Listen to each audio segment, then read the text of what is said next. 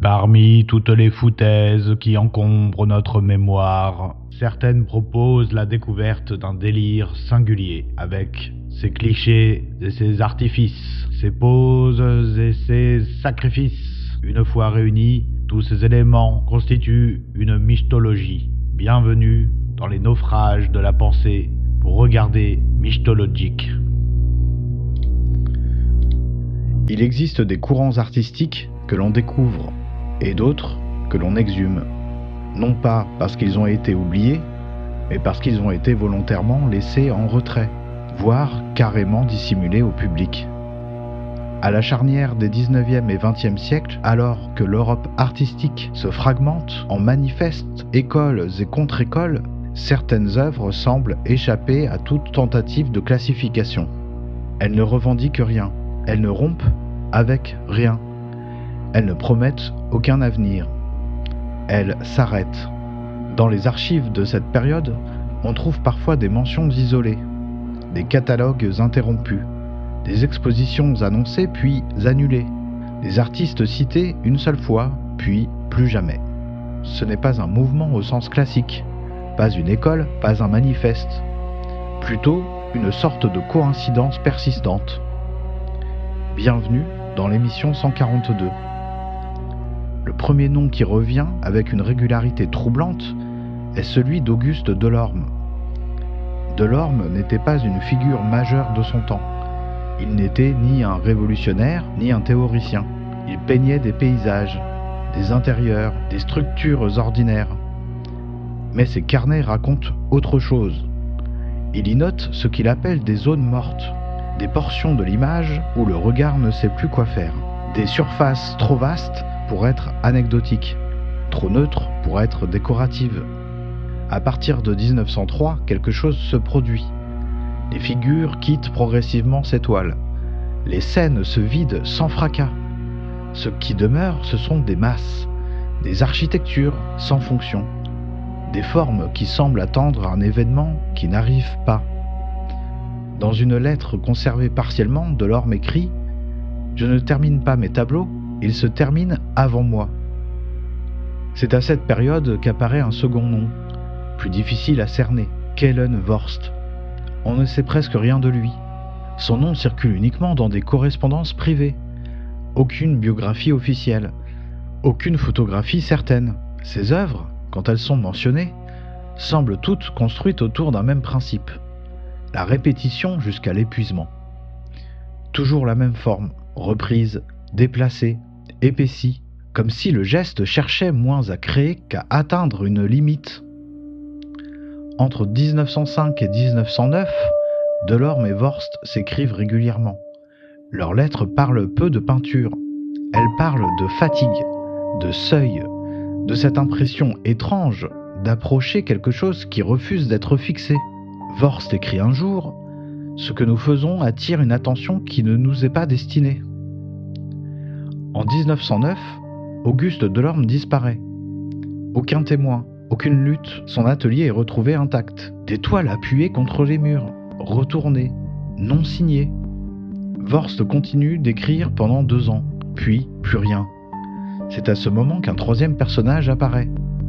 Henri Wallenrock, critique d'art discret, essayiste intermittent, collaborateur occasionnel de plusieurs revues spécialisées. En 1913, Wallenrock publie un article aujourd'hui presque introuvable dans une revue à faible diffusion consacrée à ce qu'il appelle les œuvres non concluantes. Il n'y évoque aucun mouvement structuré, aucune école, seulement des noms, Delorme, Vorst et d'autres, mentionnés sans détail biographique. Il remarque une constante. Ces artistes semblent travailler contre l'achèvement. Non par provocation, mais parce que la finalisation de l'œuvre produit, selon lui, une perte irréversible. Il écrit « Terminer ici revient à réduire, à enfermer une forme dans une lecture stable. » Or, ces œuvres existent précisément pour refuser cette stabilisation. Après cet article, Wallenrock cesse toute publication sur le sujet. Mais l'histoire ne s'arrête pas là, car en 1915, un second texte énigmatique apparaît. Le plus curieux, c'est que l'on ne sait pas dans quelle revue il aurait été publié, et il n'est signé que par des initiales, H, V. Retrouvé chez un éditeur dans les années 1950, ce texte est plus long, plus précis, il dresse une liste troublante. Une série d'artistes actifs entre 1890 et 1920, peintres, sculpteurs, architectes parfois, tous associés à des œuvres inachevées, tous disparus sans trace formelle. Le texte ne parle pas de disparition violente, il parle d'effacement. Ateliers abandonnés, œuvres laissées sur place, correspondances interrompues. L'auteur suggère l'existence d'un courant souterrain, sans nom officiel, sans centre géographique précis. Un courant qui ne produirait pas de forme, mais des processus interrompus. C'est dans ce texte qu'apparaît pour la seule et unique fois un rapprochement inattendu, Auguste Rodin. Plus précisément la porte de l'enfer, car si le nom du célèbre sculpteur n'est pas mentionné, une illustration dans la marge ne laisse aucun doute sur l'œuvre. Rodin travaillera sur cette porte monumentale pendant près de 40 ans. Il la remanie, la démonte, la recompose. Elle n'est jamais véritablement achevée de son vivant. Le texte suggère que certains artistes de ce courant voyaient dans cette porte plus qu'une œuvre monumentale. Dans un même paragraphe du texte de HV, la porte de l'enfer est appelée un passage obligé, et il est écrit que les artistes ont cherché à l'ouvrir physiquement. Et c'est là que le texte est pour le moins obscur. Une ambiguïté sur le sens demeure à mes yeux encore aujourd'hui, car on ne comprend pas même, après plusieurs lectures du passage, si la sculpture de Rodin est liée à la disparition des artistes, ou si c'est là seulement une métaphore. On peut en effet voir dans la porte de l'enfer la preuve qu'une œuvre peut survivre à son propre inachèvement, que l'incomplétude peut devenir structurelle.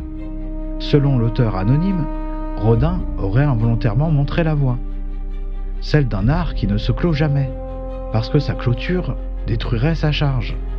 Ce courant fascine parce qu'il promet autre chose qu'un message. Il promet une expérience non résolue. Il déçoit parce qu'il refuse toute conclusion, tout confort interprétatif.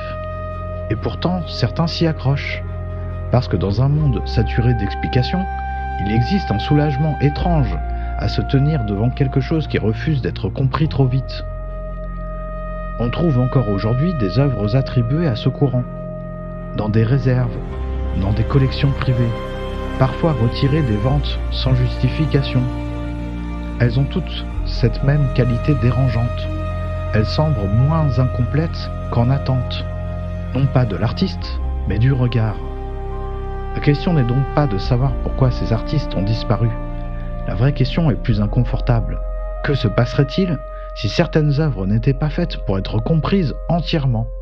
Si comprendre ici revenait à les refermer? Restez curieux, on se retrouve très vite dans les confins.